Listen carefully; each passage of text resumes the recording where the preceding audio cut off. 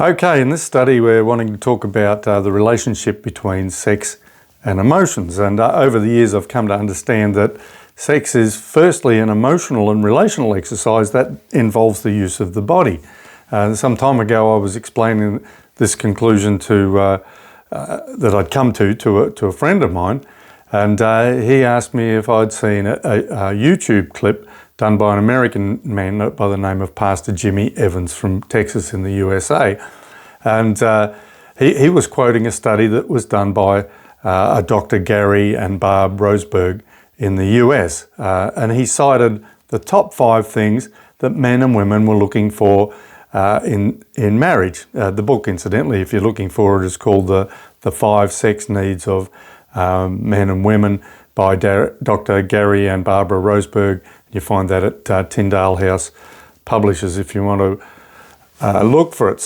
But you'll note as we go through them that they're basically how sex affects you emotionally in the process of valuing, accepting, caring enough about each other to serve, rather than selfishly making sex about what you can get for yourself. So here broadly we'll go through the observations with a few additional comments that I'll make here and there. So the number one thing that a woman's looking for is to know that before sex that she's appreciated for all that she does, and she's appreciated for being beautiful or attractive. That's the most important thing for a woman. For men, the most important thing is mutual satisfaction, that he's pleasing his wife and that she's enjoying it, that she's having fun. And in part 2 of sexuality, when we get to it, or actually it'll be unit 12 on the video series that we're doing here, we're going to discuss pornography. And you can easily see the emotional lure for men in pornography, in that a lot of the excitement is that the women are portrayed as enjoying the sex and being greatly pleasured by the men who are involved. Remember, we said it was important to the man that he feels like he's pleasing his wife. So it's something that's in him to want to see the wife pleased, which is now Satan's taken, if you like, and put that into pornography. And it's part of the lure, even though it just seems on face value to be sexual excitement. So the following passage from 1 Corinthians 7:33 refers to men who get married spending time working out how to please their wives. Now, in light of this study that we've just been talking about, can I suggest that they're not worried about how to please her through doing the dishes or helping with the housework. And 1 Corinthians 7:33, we see that it says, "But he who is married cares about the things of the world and how he may please his wife." Okay, so all right. The number 2 thing that everybody's looking for in sexuality is, it's apparently the same for both men and women. They want to feel connected to their partner. The third one for women is non-sexual affection, and this means that she wants to feel loved and valued for who she is, regardless of the sexual act. So this is probably a good place to mention what we call appointments, and it was also mentioned in this study, strangely enough. But we found a number of years ago that one very practical way to do this is make appointments for your physical encounters. Now, how frequent this is may depend on your age and your state of health. Let's say, to illustrate, that if you are, for example, 40 years old and a sexual frequency of twice per week was enough for you both, then you may agree on Tuesdays and Saturday nights or something like that. But the advantage in this is that for the man, he's no longer thinking about how to make overtures, or he's not thinking about sex in general, which means he can concentrate on the Lord because he knows his day is coming. Otherwise, he'll always be pushing, trying. Okay, for the woman, the advantage is that firstly, she's slower to be aroused. And so if she knows that it's coming up, she can kind of prepare herself mentally. And secondly, which relates to this particular point, she knows that any affection that she receives on other days is genuine love that doesn't have any other motive involved. Now, of course, appointments mightn't really be applicable when you're first married, early marriage, where romance and sexuality is new and exciting and very high and responses are more spontaneous. But later on, we're talking about as you have been married for a few years, then this is a very practical thing to do.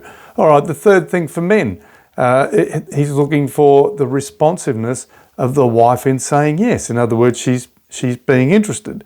Otherwise, he can feel rejected, not attractive to the wife, and eventually, depending on his spiritual walk, this could make him vulnerable to temptations such as pornography, where he doesn't need to fear rejection, or possibly to looking for the perceived acceptance of other women. And if his rejection's deep, he'll probably go looking for that acceptance somewhere. All right, number 4 for the woman is spiritual intimacy with her husband. So sex is a spiritual act, and when you share a deep bonding as spiritual beings, and if it's done in the nature of the Spirit of God, it will be gracious, accepting, valuing, strengthening, and building up. They're actually spiritual things. For the man, the number 4 thing is for women to initiate sex at times. Now, as we said, this is coming from this study. So in a practical sense, because the man has more testosterone, he's most likely to initiate, and certainly most of the time. But for the wife, sometimes she might be affectionate, knowing that it could lead to sex, and that she's open to this possibility, and it is emotionally, obviously, very meaningful to the man. Some women do have stronger sex drives than their husbands, and certainly at the time of the monthly cycle where they're most fertile, their sexual interest is often higher for a period of time. All right, the number 5 thing is for women, romance. She wants to know that there's more to your love than physical pleasure, and this could include giving her attention, taking time to hear what's happening in her life, and it may also involve valuing her enough to think about getting her a gift or something that she would like. Might even involve a back massage, which is something physical that she would enjoy, but it's not necessarily sexual. The number 5 thing for men is affirmation. They like to know that they're appreciated. Perhaps this could be to do with him being a good provider in the household, or a protector, that he's attractive, but certainly that he's enough for the wife, and that he's pleasing the wife. So, but in all of these points from the study, we note that what people are looking for in sex is primarily emotional and relational elements, and God in his goodness has intended it to be enjoyable physically as well. But it is specific to the marriage relationship. It's a particularly intimate thing, which leads us into the next element that's required for good sexual function. So being instructed in what to expect in terms of how our bodies work is very important for success in sexual adjustment. And ignorance of the mechanics of sex is a common cause for lack of sexual fullness and even enjoyment. So we need to make adjustments to the physical elements of our sexuality. Sex, as we already mentioned, has been described as the glue that sticks a marriage together. So it certainly is intended to be an act of unique intimacy, spiritually, mentally, emotionally, and chemically bonding. And it's an act that, in God's purpose, is specific to knowing each other in the commitment of a marriage relationship. All right, so it's therefore, we would say it's of prime importance to have it functioning well according to God's design. And as we've already stated, God's not embarrassed. He's not offended about how we made. None of it surprises him. It was his design and purpose, not our idea. And I'm sure that he's pleased and glorified when we enjoy it in the way that it was intended to be. And as we've said already, having given us everything that we need for our pleasure and enjoyment, and we've read that in 1 Timothy 6:17 a number of times before and quoted from it. So there are physical, functional elements of the sexual encounter that need to be considered and learnt. And you're much more likely to want to engage with each other in this very important relational exercise if it's in an enjoyable and satisfying experience and you're not left frustrated. It's a little bit like if you have a good meal and it's very tasty, you're more likely to want to have that meal again than a bad meal that was very unpleasant and perhaps gave you indigestion.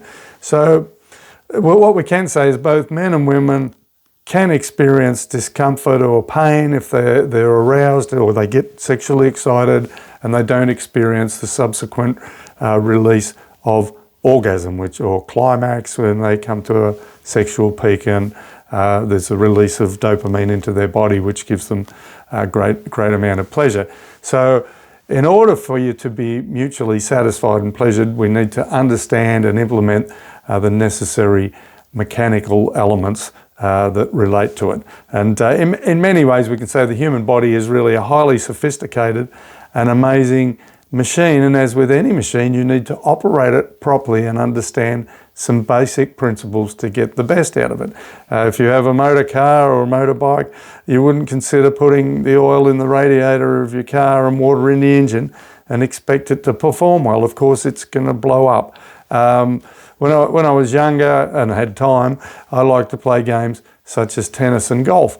But I quickly learned that if you wanted to be any good at them, you had to master principles. There were principles that you just couldn't get away from, such as, weight transfer, and you had to develop and practice correct techniques. Well, a good lover also needs to have a good working knowledge of sexual physiology, the body, and it normally must be taught and learnt before it can function properly and produce the best or optimum results. So there's a need for healthy instruction on sexuality. I was listening to the radio at a restaurant one day while I was at a conference in another state, and I was waiting for my meal to be prepared, and there was a talk show on, and the lady being interviewed on the radio was talking about her immensely popular media blog, which, as I recall, was called something like "No One Is Having Good Sex." And now her blog apparently had thousands of subscribers and comments coming from worldwide, and her audience included even well-known movie stars. Now, going by the name of her site, it appears that the majority of people outside of Christianity are not well educated in healthy sexual adjustment either. So in the church, it's our responsibility to teach God's purposes and give help and instruction. And I'd make two comments based on that before I go further in this section. One, to reiterate or to repeat, God is not disgusted about any bodily function that we have. He designed them and they are perfect. The second thing is, I'm not a sex counsellor, trained sex counsellor, or a therapist, but there are some excellent Christian authors who are experts on the subject of sexual adjustment, and they can readily be sourced if you want more detailed studies. In fact, we'll put them on the screen here and in the next study for you so that you can reference the source if you feel that you need to after the teaching here. All right, in the next study, I'm adding in what's a fairly graphic study, and I'm doing that for two reasons. One is that a few years ago, while conducting our School of Healing and Freedom, which is what this is in an African nation, when I did this part on sexuality, I glossed over the how-to part of the need for understanding sexual mechanisms. And when I did, a young pastor who was there, who was about to get married, complained. He said, "I want to know what to do." And so clearly it's necessary to provide some level of instruction for fullness in the sexual relationship. And secondly, if we don't instruct our young people, they will go to the world for their information, and they get a very distorted version which is promoted through media. And we also know the devil loves to work in the dark, and he certainly attacks sexuality in people in the church and everywhere in the world. So we need to bring sexuality out into the light, normalize it, teach what's healthy, and so that we can, what's true, so that we can deal with the deception and distortion that we find out there. So our next study will be looking at the mechanisms or the how-tos of the physical element of sexuality. It'll be in two parts, and this may be a little bit graphic for you, so if you would be offended by it or you feel that it's not relevant to you for some reason, you can certainly skip these next two sessions. But in the ministry, if you're in the ministry, even though you may not be sexually active yourself, perhaps not married or something like that, you will still run across a lot of people with different sorts of sexual problems, and it can be helpful to be educated, and even if nothing else, when you know what's right, then you can also see what's happening that's wrong. And actually in the next part of the unit, a little bit later on, we'll be talking about distortions in sexuality. All right, so we'll see you when we return, and we'll examine the physical issues involved in making your sexual life fulfilling for you both.